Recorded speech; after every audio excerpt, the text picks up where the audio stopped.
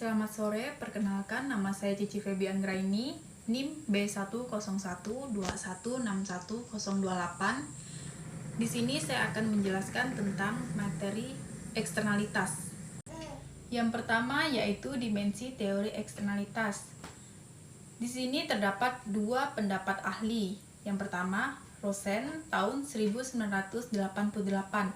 Beliau menyatakan bahwa eksternalitas terjadi ketika aktivitas satu kesatuan yang terjadi di luar mekanisme pasar atau non-market maxim tidak seperti pengaruh yang ditransmisikan melalui mekanisme harga pasar.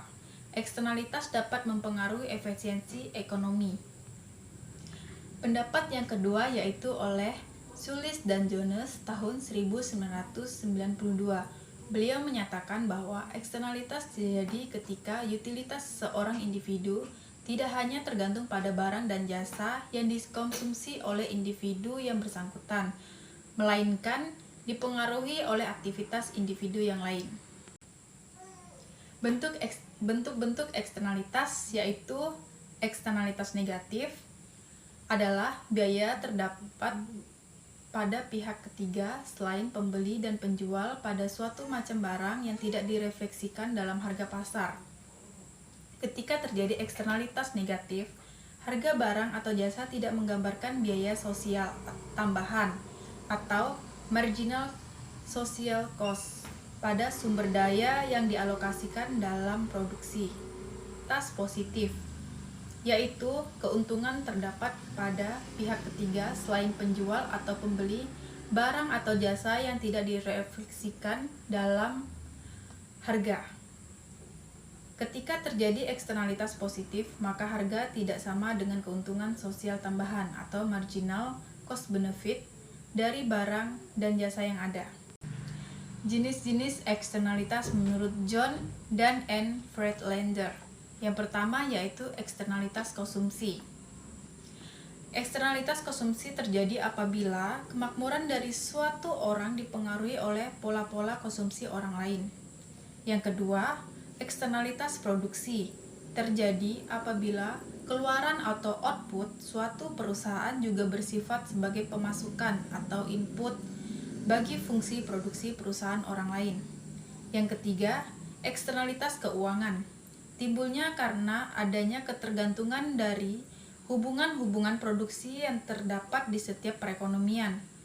Yang keempat, eksternalitas teknologi terjadi apabila produsen dari suatu kegiatan tertentu tidak dapat membuat semua keuntungan menjadi kenyataan atau tidak dipaksakan untuk memikul semua biaya yang ditimbulkan akibat dari kegiatan yang diderita oleh perusahaan-perusahaan lain atau anggota-anggota masyarakat.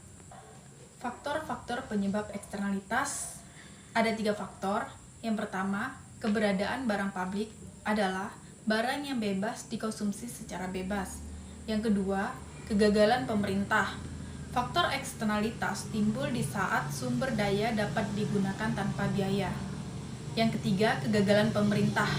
Yang pertama, campur tangan pemerintah terkadang menimbulkan dampak yang tidak dikira sebelumnya. Yang kedua, campur tangan pemerintah memerlukan biaya yang tidak murah. Yang ketiga, adanya kegagalan dalam pelaksanaan program pemerintah. Kebijakan untuk mengatasi eksternalitas yaitu yang pertama, solusi dalam mengatasi polusi. Dalam melakukan proses produksi, dihasilkan pula sisa pembuangan yang bersifat cair dan padat gas. Yang kedua, Tradable Emission Permit dapat dilakukan perusahaan terkait dengan mengurangi jumlah polusi yang ditimbulkan daripada harus membayar pajak yang mahal. Yang ketiga, Property Right. Dalam cost term, menyatakan bahwa property right akan mengarah pada solusi optimal, memperhatikan siapa yang menerimanya, jika transaction cost kecil dan jumlah yang bernegosiasi terbatas. Yang keempat, sarana dan prasarana. Misalnya saja seperti jembatan penyeberangan, jalan raya, rel kereta api, dan sarana publik lainnya. Sehingga keberadaan perusahaan dirasakan bermanfaat bagi masyarakat sekitar. Solusi mengatasi eksternalitas. Yang pertama, regulasi atau peraturan. Dengan adanya larangan sebuah aktivitas ekonomi eksternal, maka disekonomi dapat dicegah. Yang kedua, pajak Pigovion. Pajak yang diterapkan untuk mengoreksi berbagai dampak dari suatu eksternalitas negatif. Yang ketiga, pendekatan sosial. Pendekatan ini tidak melibatkan pemerintah, tetapi kepada pihak perusahaan yang berperan aktif memberikan bantuan kepada masyarakat sekitar atas pertimbangan adanya kerugian atas beroperasinya perusahaan mereka. Di sini saya akan membacakan studi kasus tentang implementasi Corporate Social Responsibility dalam mengatasi eksternalitas PT Semen Indonesia Persero Tbk.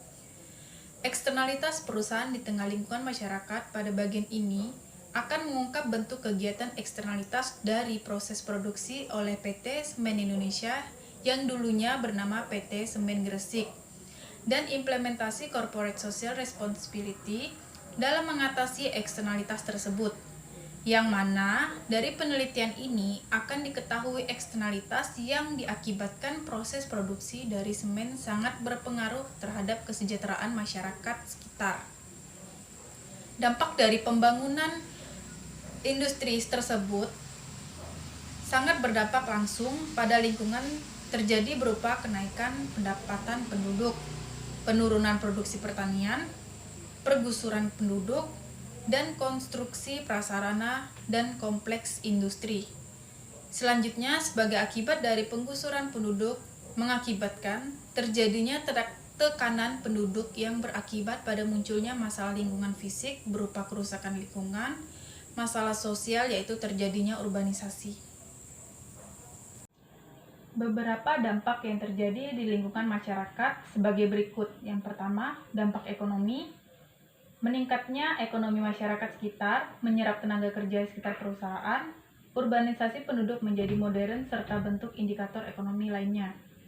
Pemberian upah karyawan di atas rata-rata, prioritas penggunaan tenaga kerja lokal, dan perhatian serta keberpihakan terhadap kaum minoritas. Pembangunan infrastruktur dan penyediaan layanan untuk publik baik untuk tujuan komersial maupun non-komersial, misalnya saja seperti jalan, sarana olahraga, pasar, dan sejenisnya. Yang kedua, dampak lingkungan. Eksploitasi sumber daya alam yang tidak seimbang, pemasaran global akibat berkurangnya penghijauan yang dijadikan bahan baku produksi, dan sejenisnya. Limbah, emisi debu, pencemaran air, pencemaran udara, konsumsi energi, dan sebagainya. Dampak sosial, tingkat cedera atau penyakit akibat pekerjaan, dan lainnya. Perubahan pola pikir masyarakat menjadi modern, kesenjangan sosial. Dinilai dengan dampak kesehatan dan keselamatan konsumen, jumlah tuntutan konsumen akibat kelalaian perusahaan, informasi yang dibutuhkan konsumen dari suatu produk yang sesuai standar, dan sebagainya. Baiklah, sekian presentasi saya pada sore hari ini.